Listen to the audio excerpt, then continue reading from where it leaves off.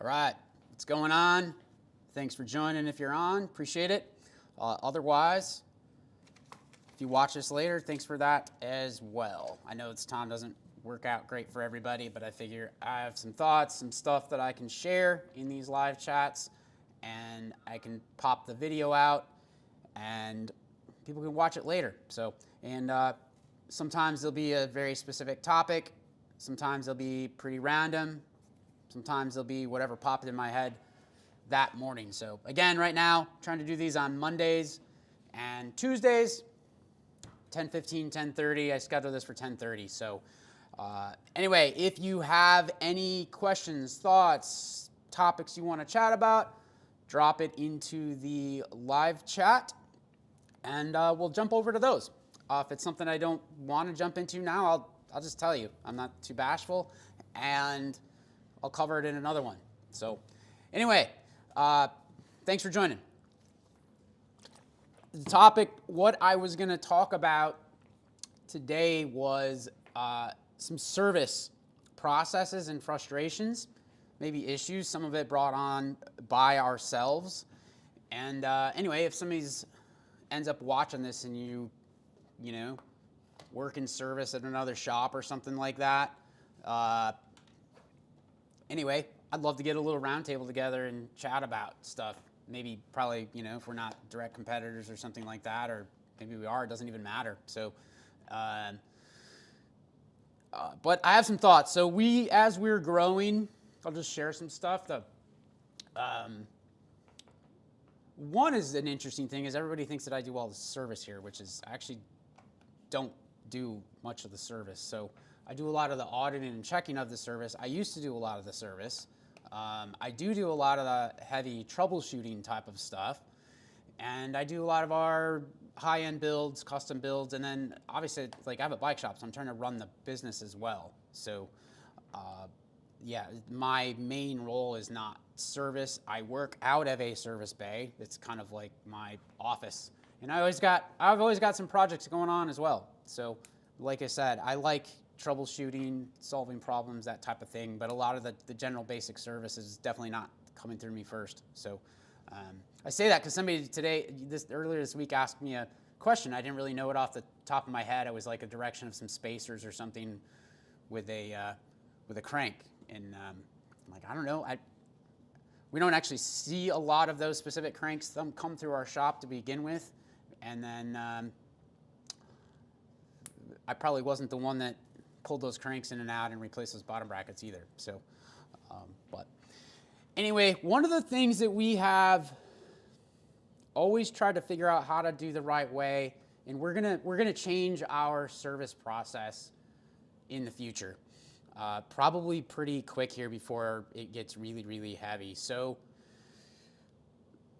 for the first 5 years, a lot of our service customers we got to know them, we got to know what they want on their bikes, and it was a lot of, they drop their bike off and we just go at it, get after it. We don't have to follow up a bunch. The first year we did, and we probably ate a bunch of time that first year just figuring out how we wanted to do that. And we probably were way over the top with notes that we left and follow up with customer. And we eventually realized that it wasn't sustainable. We were putting way too much time into stuff for what we were getting paid. And so we had to kind of dial that back a bit.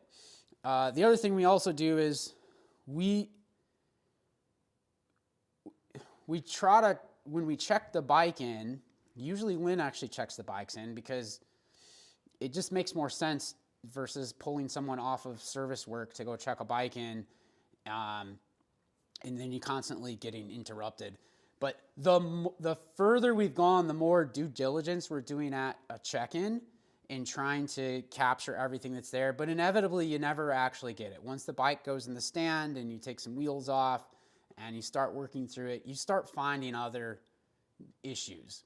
And so then we end up having to either follow up anyway or customers getting some add-on surprises or something. So, and I think last year we started picking up additional service customers, and it reminded us that as we get new customers, they're not used to us. They're still trying to figure us out. And so we kind of have to take a step back and figure out how to do that better. So we're looking at switching it to where we don't do any like check on the bike when it gets dropped off. It just gets checked in and it just goes through an immediate inspection that is paid after that. We're trying to figure out the process for that, and then we stop, and every bike then gets sent out, or the customer gets contacted with here's an estimate for everything we found. And we don't do that now unless they want it. But yeah, we've recently just hit some bikes where let's call it like old shifters that the ratcheting's kind of gummed up, and we've had a few where you think the ratcheting's gummed up, and then after you kind of get it freed up, you get it freed up. Some of the old, like 20-year-old shifters, the grease gets kind of dried up and hardened up in them, and you just need to kind of flush them out and lube them, and then they start working again. We've had some recently that they're legitimately just the ratcheting, they're not working. They're just worn, and there's too flex, there's too much play in it. The pivots are worn out, and so the ratcheting is just actually never going to work right. And then we had made some assumptions thinking, oh, no big deal, we'll get this freed up, and then we do some of the other work with the bike, and then suddenly we're kind of too deep into this thing before we have this extra cost that's added up. So anyway, this is kind of more of me just free thinking and kind of chatting around that process, and just sharing kind of open thoughts. This was actually going to be kind of quick this morning anyway, because I think we have one of our vendors stopping by here soon, and we just got a lot of work to do too. So,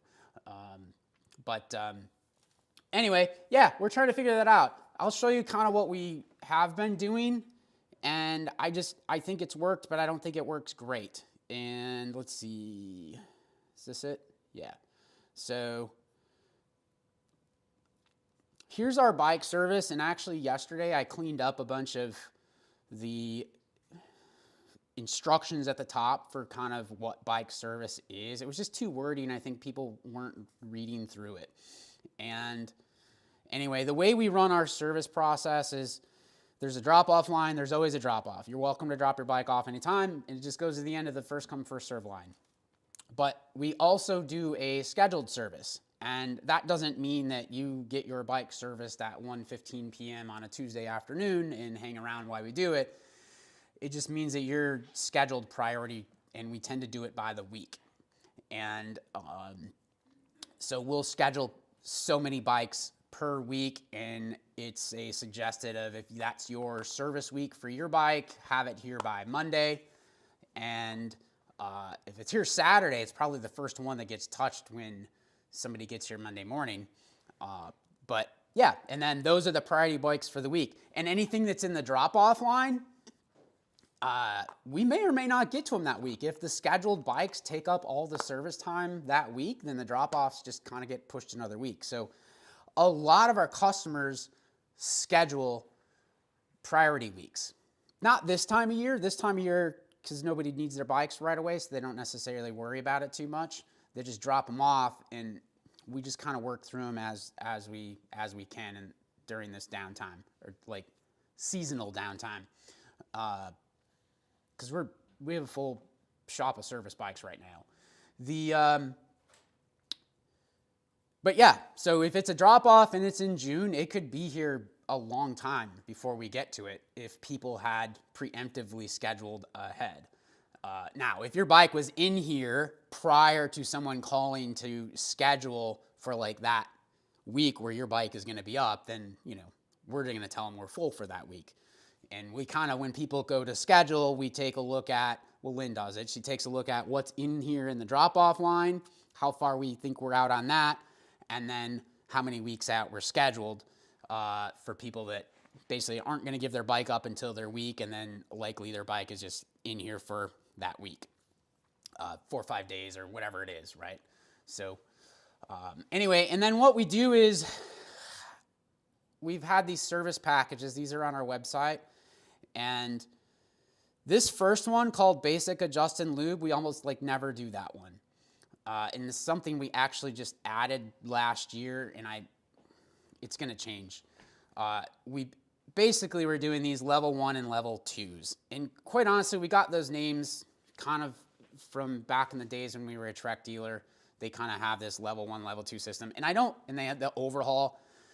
We dropped the overhaul thing because every bike the bikes are so different nowadays. It's not just a bike with exposed cables and rim brakes. So there's full suspension bikes. There's cables are routed differently in some bikes. There's integrated headset systems with the cables running through the stems. Some bikes need a brake bleed, some don't. It's wildly different. And so basically above our level 2, we've just gone, it's all a la carte past that. And almost getting to the point where everything potentially just needs to become that. And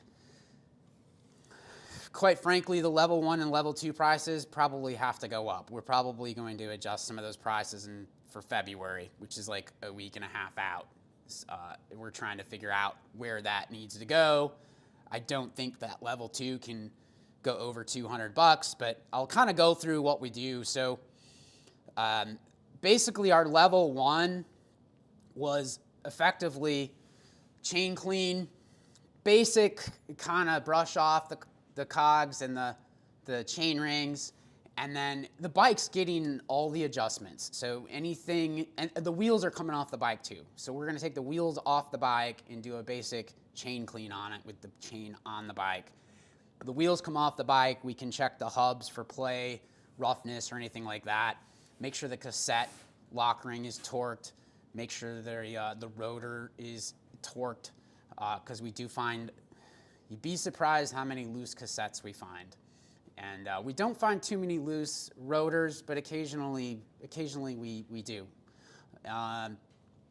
We've found cracked rotor lock rings, aluminum ones in the past, that, bikes that have probably seen a lot of weather, salt or something like that. People take road trips maybe in the spring south. But anyway, so the level 1, wheels are coming off the bike so we can inspect the hubs. See if there's any roughness, play, or anything like that. Make sure the cassette's torqued, and clean the chain with the wheel off the bike so that if we have some degreaser in there, we're not getting degreaser in the rear hub. And then wheels check out, they go back on the bike. If they need some minor truing, we'll do some minor truing on them. And wheels go back on the bike, and then we kind of take all the adjustments from the top, kind of like you're putting a bike together. So if the barrel adjuster needs to be zeroed out because it's been backed out so much, then we'll loosen the cable, reset it, go through all that, check the brakes and that type of thing. And usually by that time though, so before the wheels come off, we're gonna check the shifting brakes and just kind of get a, hey, how is this bike going? Are we gonna need cables or anything like that? Make sure there's no showstoppers, or especially on the older bikes, you get those. And we get a kind of a rough idea where it's going to be. If we think that there's going to be some surprises, then we'll stop and do a little more due diligence, pull up all the parts, and then send the customer a note. And the level 2, and then we're torque checking everything that's accessible. The level 2 is the same exact thing, but we're just going to take the chain right off the bike, and we're going to pull the crank, and we're taking the cassette off.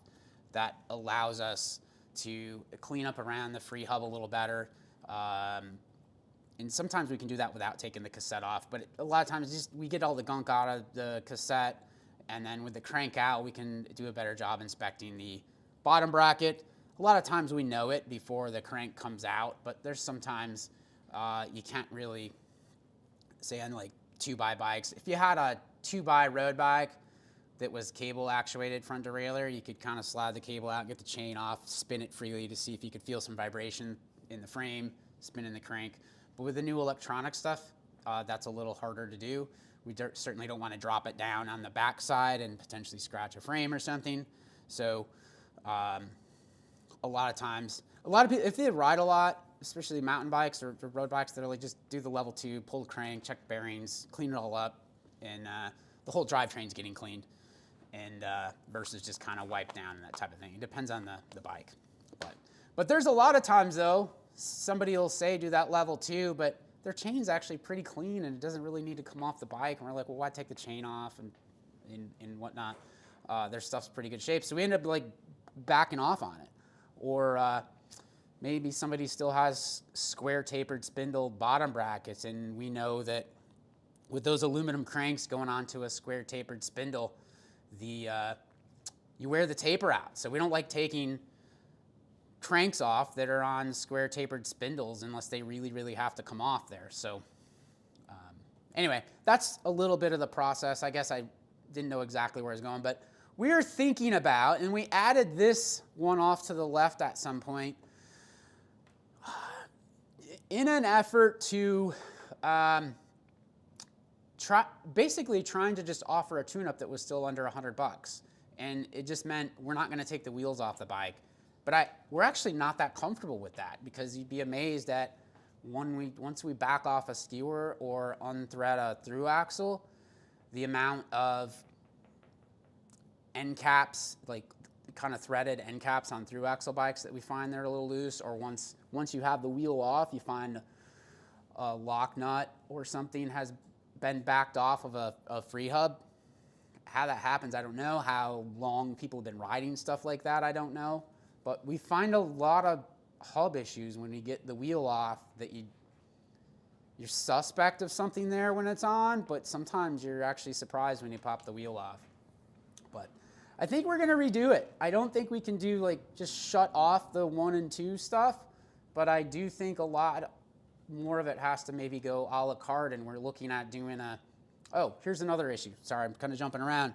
But last year, we had quite a few bikes that came in that said they wanted the tune-up, and once the actual service person started in on it or got it in their stand, they went, whoa, we shouldn't be putting money into the tune-up on this, or hey, we just found this issue.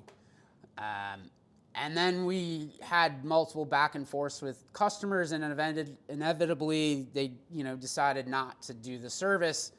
And we never really had set up a way where we were getting paid for and accounted for our time that we had already put into it. And it was always just, it seems awkward, and maybe we just needed to be less bashful about it and say you got to pay for our time. But we would inevitably feel bad that they just have this bike that is inevitably going to get scrapped out or not really worth servicing. Some of them not going to buy another bike, or maybe they weren't going to buy one from a bike shop. And so then we're just out all the time that we put into it.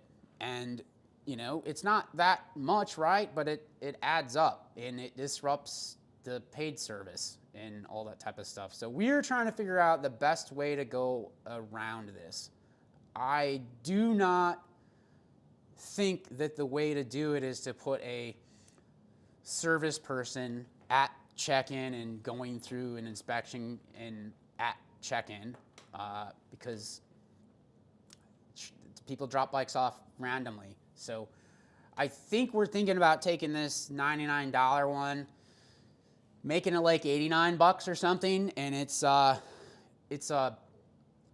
inspect and recommend type of thing. And part of our inspection, we're obviously going to check shifting brakes.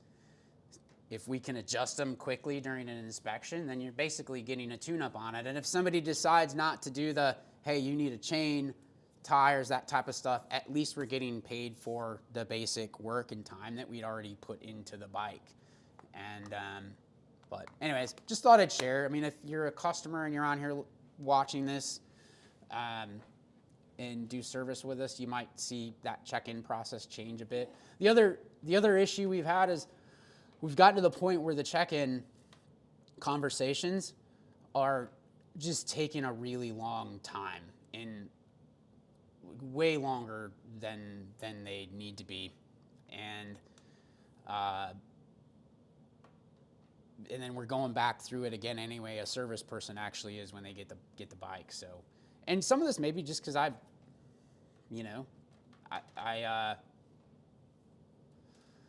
my brain's always tossing around processes and better ways to do it. And I don't think the way we're doing it today is the most efficient. I think there's got to be a better way. And we're gonna take a step back and figure out if there's potentially a much better way way to do it.